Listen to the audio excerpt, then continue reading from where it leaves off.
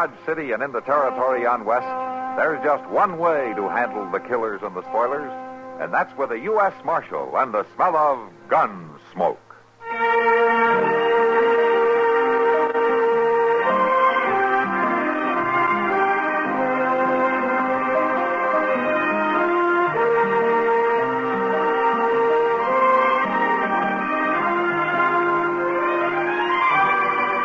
Gunsmoke, starring William Conrad, the story of the violence that moved west with young America, and the story of a man who moved with it.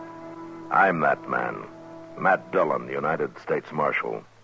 The first man they look for and the last they want to meet. It's a chancy job, and it makes a man watchful and a little lonely.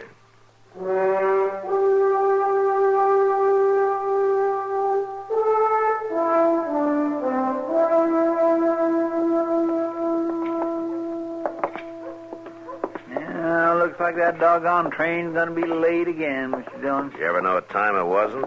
Oh, no, sir, but it'd kindly make Dodge seem more civilized somehow if the train ever got in when it was supposed to.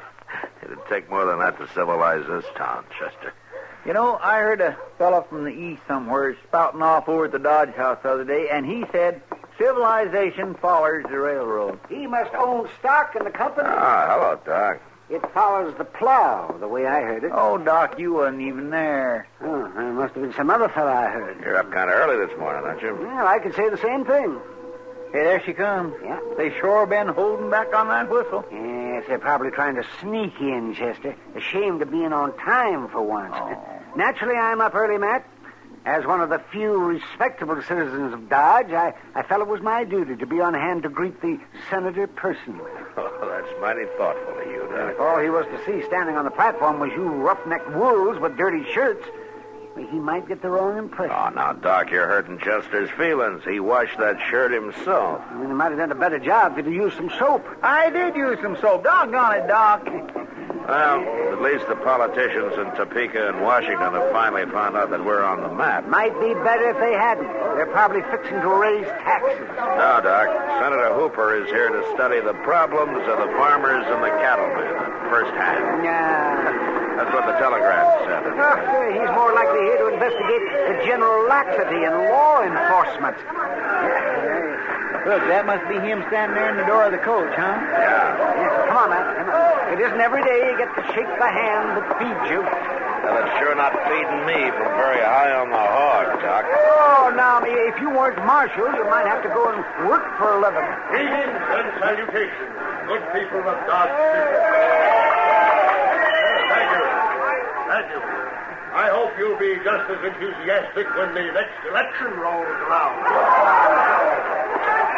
Welcome to the frontier, Senator. I'm Matt Dillon. It's a pleasure. I've heard a lot about you. This is Doc Adams.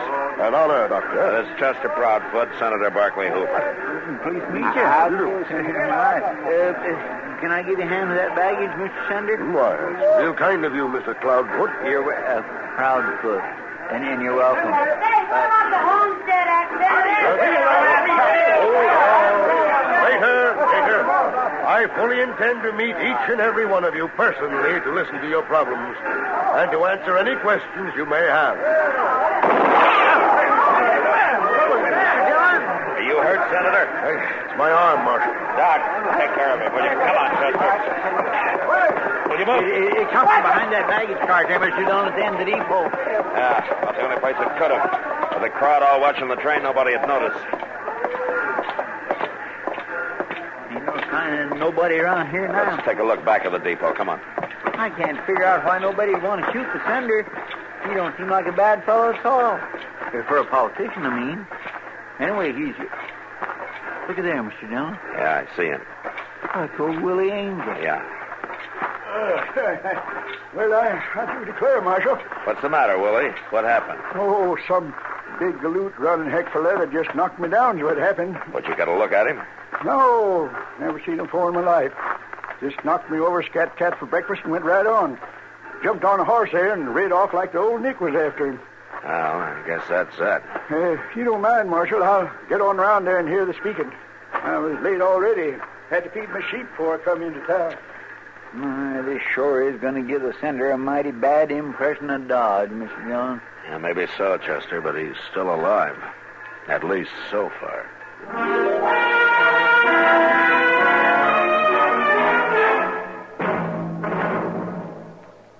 Now listen just a minute. Well, if you will. I've got a little story to tell you. Well, it's not so little. It's sort of a tall tale. Ever hear of the demon brick setter from Williamson County? That'll have to do for his name, because I haven't ever heard of any other. Stories about him are popular mostly around Pennsylvania, but other places, too, called him their native son. Seems he came out of the hill country, a powerful 8-foot giant as wild and woolly as they come. First thing he did when he hit civilization was to get a shave and a haircut. They clipped him with tin shears and shaved him with a blowtorch. To cool off, he drank a nitric acid cocktail and a little sulfuric for a chaser. Well, sir, he surprised everybody when he announced that he was a bricklayer. But they gave him a job, and he proved his brag. Seems he was used to natural stone. And when he picked up his first brick, why, he gripped it a little too hard and squeezed it into a fine red dust. But he soon got used to being gentle and really got to moving. He could drop bricks into place faster than 14 men could pile them loose beside him. And when he slapped on the mortar, the sparks flew like the 4th of July. Then he really got warmed up. Taking off his shoes, he used his toes like he had 2 more hands. By sundown, he had the building finished and rented. But it sure was one day's work. He had worn out 3 dozen helpers, set 10 million bricks, and made the building 12 stories higher than it was supposed to be. Well, I guess you know the rest of the bricklayers around the country were mighty impressed, and they began to perk up and take pride in their labors. Since that day, they've tried to equal the record set by the demon brick setter from Williamson County. That's the main reason why today America has some of the biggest and finest buildings in the world. You might say that bricklaying has become a mighty constructive business. Say, isn't it nice being citizens of a country where you can laugh and talk about things free as a breeze? And write and read and worship, too. Yes, sir. Maybe you don't think about it much, but you should.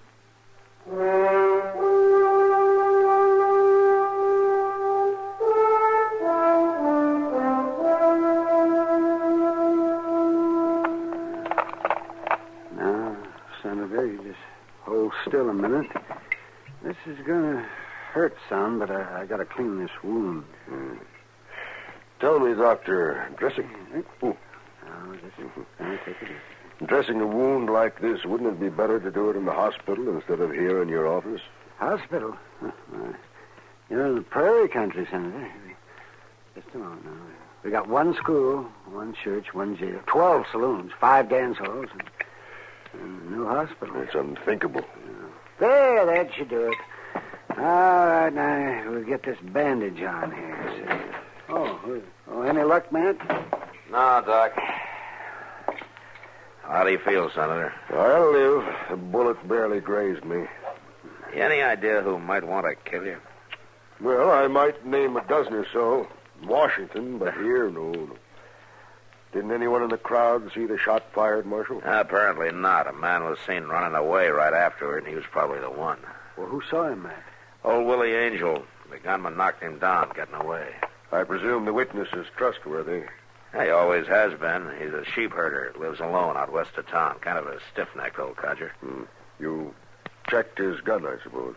Oh, Willie's never been known to carry one. I thought everybody did, judging by that crowd at the station. Most of them do. Cattlemen, no more than sheepmen. Well, you just lift your arm a little bit more. Yes. Well, at least this witness should be able to recognize my assailant if he sees him again. Well, I hope so. It's about the only chance we got. Provided, of course, the assailant doesn't get to him first. What do you mean? Well, Willie pulled out while I was checking through the crowd and went back home, I guess. I'm going out now and bring him in. He'll be safer with me than on his own. Meantime, I imagine you'll want to cancel your speeches, huh? Marshal. All right, Senator. You can roll your sleeves down. Now, just put on your coat. Yeah, fine. help. Marshal, I led too many cavalry charges during the War of the Rebellion to be scared off by 1 bullet. One sometimes enough, Senator. Nonsense. This chap has already proved himself a poor shot. No, Marshal, I shall speak to the people at 4 o'clock this afternoon from the front porch of the Dodge House exactly as I intended. All I ask is a reasonable amount of protection. Well, I'll do what I can, Senator.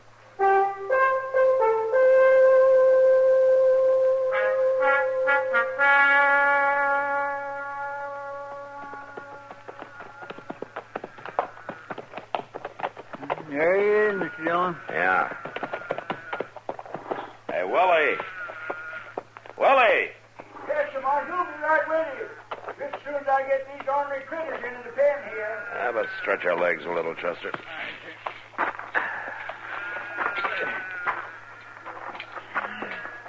swear I never could figure out how a man could take up with sheep, Mr. Dillon. Sheep just ain't human somehow. You know, Chester, sometimes humans aren't even human. I guess so, but... I said it before, and I'll say it again. The old rams and the ewes ain't no trouble. But them gall-dang lambs ain't got no sense at all. What'd you run off to this morning, Willie? I come back home, Marshal. Where'd you think? As soon as I heard there wasn't going to be no speaking. Anybody been out here since then? Of course not. Who do you think come clear out here? That fellow who knocked you down this morning, Mike. What for? He ain't no friend of mine. What are you getting at, Marshal? You're the only man in Dodge City who can identify him, and he knows it. You mean he'd be after me? That's right. Man sure can get himself into a past of trouble when he ain't meaning to. Yeah. Why don't you come back into town with us, Willie? You'll be a lot safer. For how long? Oh, I don't know. Maybe just this afternoon. The senator's going to speak at 4 o'clock. That gunman might show up again. You could spot him for me. Well, I'm real partial to speaking. Well, good. It'll work out fine. Yes, sir. Yeah, but I still got to think about the sheep. How to leave them took care of, I mean. Well, you'll be back this evening, more than likely, in the morning at the latest. Well, you could throw out feed now, enough to do them. Chester will help you, Willie. He's very fond of sheep, aren't you? Is that a fact now? Well, then you understand them, don't you, Chester? No, I don't. Now, I wouldn't go as far as to say that. Marshal, you know, there's one thing I don't figure out. Oh, what's that? Your job's to protect that there senator, ain't it? Yeah, that's right. Then how come you're bothering about me? I ain't nobody. Willie, the day I start thinking that way, I'll take off my badge. Now, come on, let's feed those sheep.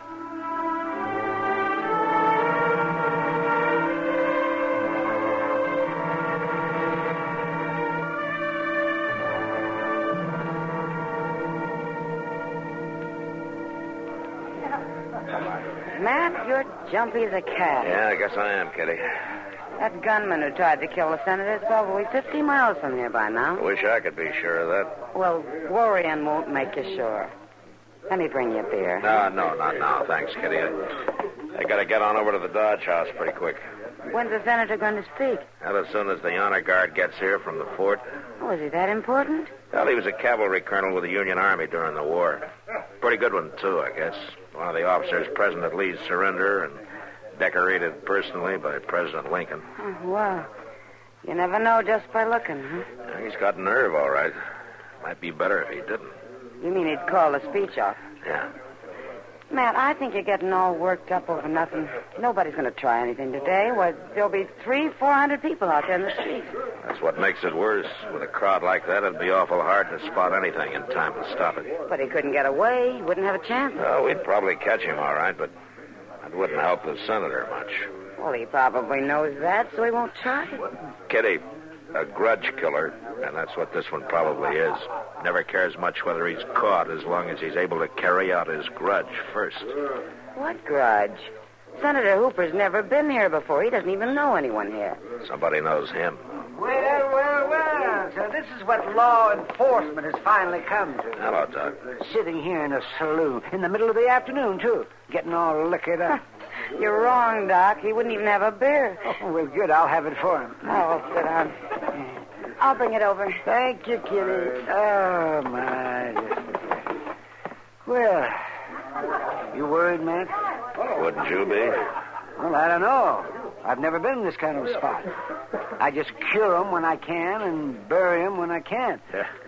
And in both cases, you collect your fee. Well, I try to most of the time. Oh, by the way, where's Willie Angel? He's in the back room there with Chester. We walked him around town for a couple of hours trying to spot that gunman, but no luck. Well, maybe he left town. I doubt it, Doc. You figure he's going to show then, huh? Yeah, he'll show up somewhere in that crowd. And when he does, he'll have a gun in his hand.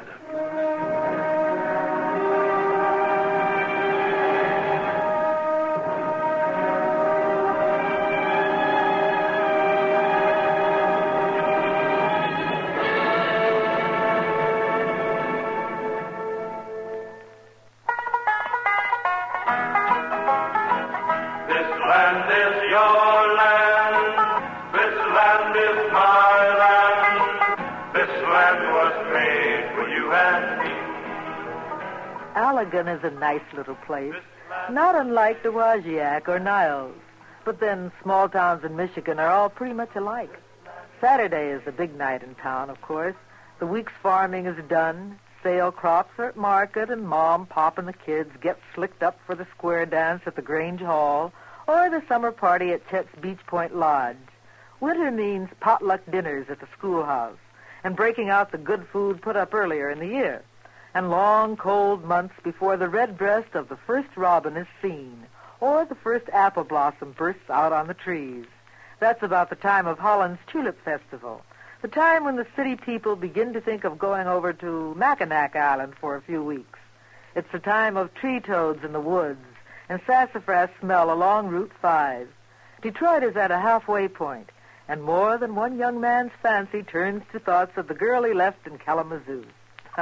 That's springtime in Michigan, a state which all the time fulfills the promise of its motto: if you seek a pleasant peninsula, look about you.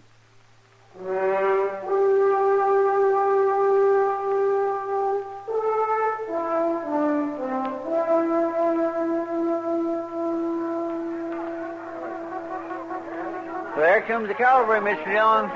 Still no sign of him, Willie? No, sir, Marshal. I've been staring at that crowd from one end to the other, and I just don't see hide and hair of that fellow. Well, keep trying. And stay behind me there toward the back of the porch, huh? Yes, sir. Well, Senator, you can still call this off, you know. I don't imagine they have much use for cowards in Dodge City. It's not a matter of cowardice, Senator. It's just plain common sense. If you were in my place, would you call it off, Marshal? It doesn't matter what I do, Senator. You've answered me. Just tell me what you want me to do now. Well, mainly just don't stand too far toward the front of the porch when you get up to talk. That way you'll be protected from anybody in that crowd on top of the buildings across the street over there. I understand. And I'll be right beside you here. Jess will be on the other side. And if either one of us says drop, you get down real fast. That you can count on. You make sure he does, Chester. Yes, sir. Company! Out! Prepare to dismount! Marshal, I want you to know I appreciate your position, your responsibility. And the horse. I have complete confidence. Well, thank you, sir. And good luck, Senator.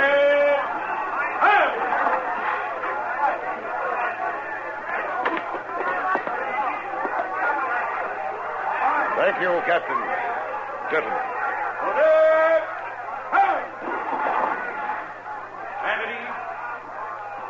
Officers and troopers of the United States Cavalry, and all of you good people of Dodge City, I intend to try once again this afternoon to make a speech which earlier, you may recall, was rather rudely interrupted. I had announced that I was coming here to discuss problems and take up grievances. So I could only assume that the unknown gentleman this morning must have had a very big grievance. And though I don't entirely approve of his methods, he did one thing I wish all of you would do. He delivered his grievance in person, instead of telling it to... Mr. Dillon! Willie! Willie into his cell. He had a derringer hidden in the front of his shirt. Did you kill him? I don't know. Doc! Come on up here, will you? But why, Marshal? I never saw this man before in my life. I don't know, Senator. Captain, could you use your men to keep the crowd back off the porch? First and second platoon form the skirmishers. Lieutenant, move your platoon to the left. Willie, can you hear me? Hurts, Marshal. Hurts awful bad. Here, Chester, help me carry him inside, huh? Yes, sir.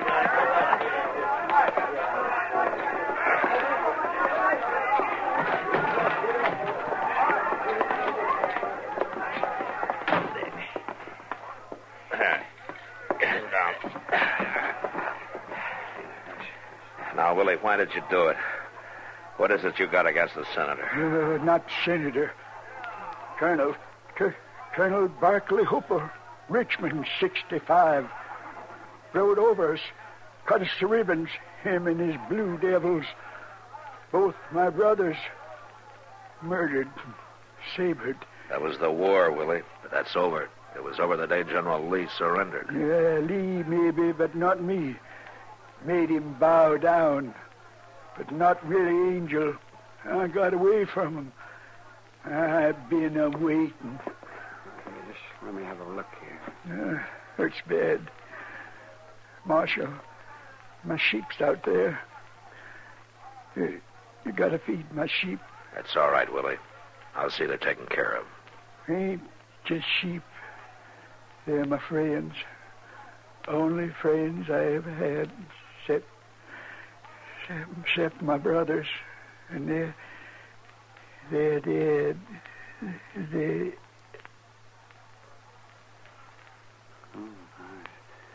He's unconscious.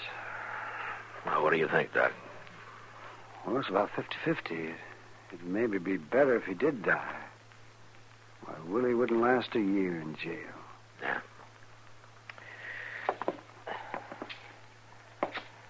Well, Senator, looks like the war's still going on, doesn't it? All this time, just waiting, he said. Yeah. Kind of funny in a way. If he'd killed you 10 or 12 years ago, he'd have been a hero. Out of half the country, anyway. He tries the same thing today, and he's shot down as a criminal. It's something to think about, isn't it, Senator?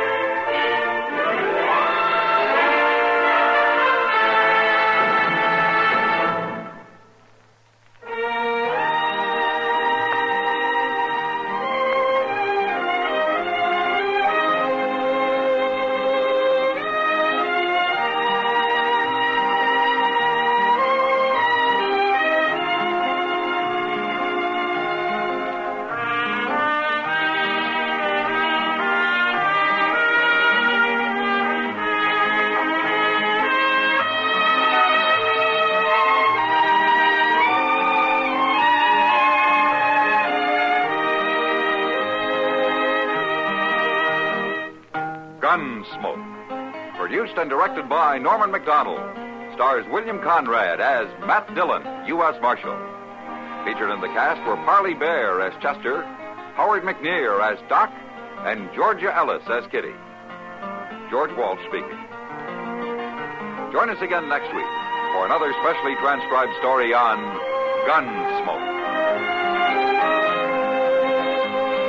This is the United States Armed Forces Radio and Television Service.